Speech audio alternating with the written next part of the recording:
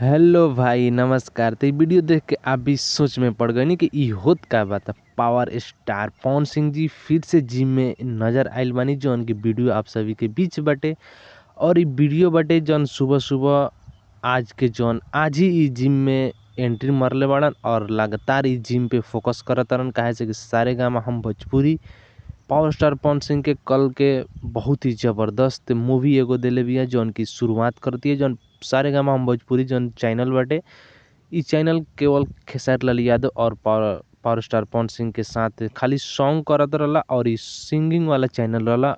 ओकरा के लेके पावर स्टार पवन सिंह के लेके एगो बहुत ही ज़बरदस्त मूवी करता, जना के नाम हटे सारेगामा हम भोजपुरी। बहुत ही जल्द पावर स्टार पवन सिंह के साथ एगो मूवी करता। तो वही मूवी में पावर स्टार पवन सिंह के डोला सोला के थोड़ा जरूरत बा, बॉडी वॉडी के जरूरत बा। एकरे चलते पावर स्टार पवन सिंह जी अपन बॉडी के बना रहल बाड़न जोड़ तोड़ से, और जिम पे अपन पसीना बहा रहल बाड़न। एकरा फोटो वायरल हो भइला, एकरा चलते हम वीडियो भी आप सभी के बीच दनी है। तो वीडियो को ज़्यादा शेयर करी, लाइक शेयर कमेंट तब आगे करी। पावर स्टार पवन सिंह के कट्टर वाला फैंस बनी तो चैनल के जरूर सब्सक्राइब